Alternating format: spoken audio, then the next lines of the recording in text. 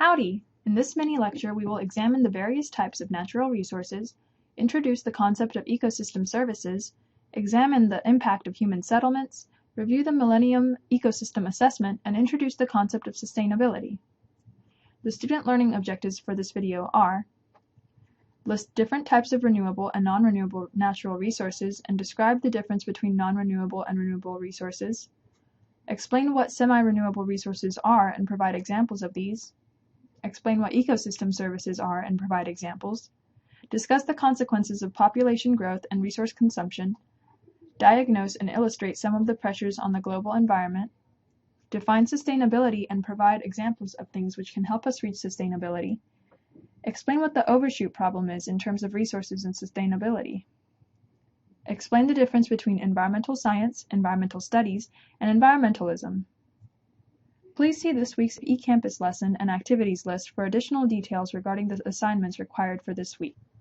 Natural resources can be classified as renewable or non-renewable.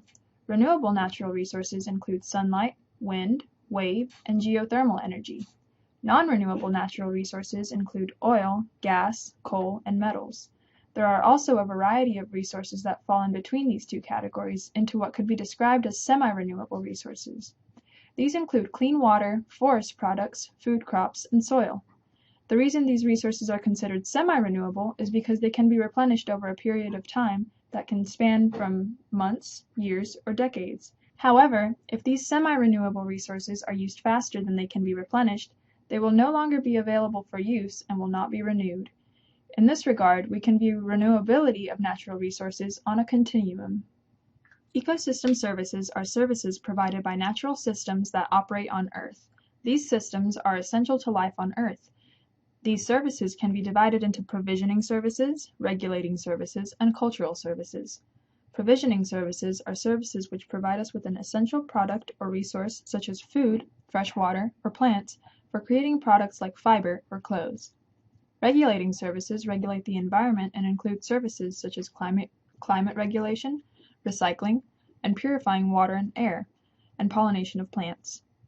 Cultural services, which are often overlooked, are natural services which provide us with things which enrich us culturally.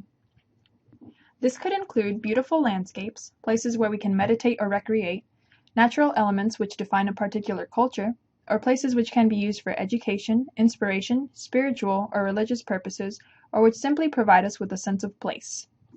Supporting services are ecosystem functions which support life and include services such as nutrient cycling, primary production, which is creation of plant biomass through photosynthesis, and soil formation. However, we often overlook the necessity of these services. As our population has grown and resource consumption has increased, we have built towns and cities in nearly all parts of the U.S. and the world.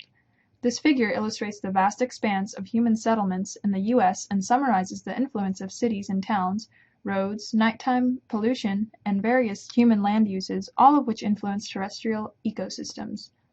Some of the consequences of population growth and resource consumption include erosion and other impacts from agriculture, deforestation, creation and release of toxic substances, fresh water depletion, air and water pollution, waste generation, and declining fish stock populations.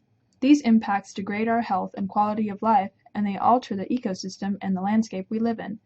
These impacts are also reducing biodiversity, ultimately leading to more species going extinct. As is evident from this figure, we have modified the landscape significantly. If we hope to have the resources we need to perpetuate our society, we must be careful to preserve nature, manage the remaining natural resources, and live more sustainably so that the ecosystem services we rely on continue to function to support generations that follow ours. The most comprehensive scientific assessment of the world's ecosystems and their ability to continue to support human life was conducted in 2005. This report was called the Millennium Ecosystem Assessment, and it made it clear that human behaviors and activities are degrading environmental systems and negatively impacting the Earth and us.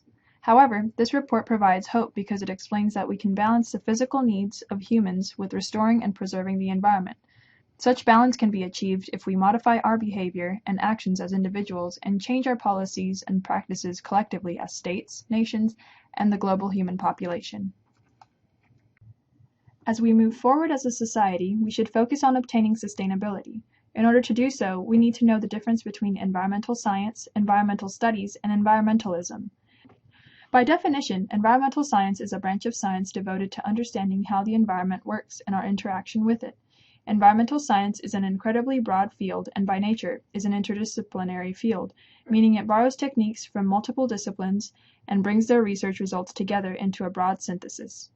Environmental science involves input from many different established fields of study across the natural and social sciences. Environmental science can be objective, and we can apply the scientific method to study environmental science.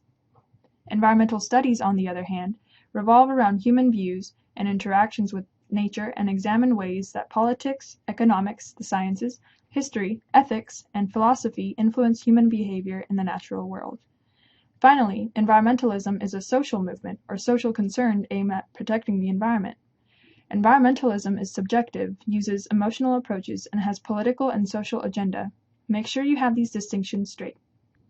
Through the actions of individuals and groups of various sizes, we can achieve sustainability. Many of you have likely heard of this word, but sometimes people have trouble articulately defining it. Sustainability is the careful use of resources so as to meet the needs of the current generation without sacrificing the ability of future generations to meet their own needs. As we previously discussed, our ecological footprints are intricately tied to sustainability. If we continue on the path that we are currently on in terms of resource consumption, we will continue to build more and more ecological debt and move further and further from sustainability. Some things you can do to promote and improve sustainability are to advocate for sustainable energy sources, recycle waste products such as plastic and paper, and install energy-efficient light bulbs in your home or dorm room. There are a wealth of other ways as well. I encourage you to think of other actions you can take which will positively influence sustainability on an individual, local, state, or national level. That concludes the mini lecture on sustainability and on what environmental science is. Please review the weekly outline and complete the activities for this week per the schedule set forth in the outline.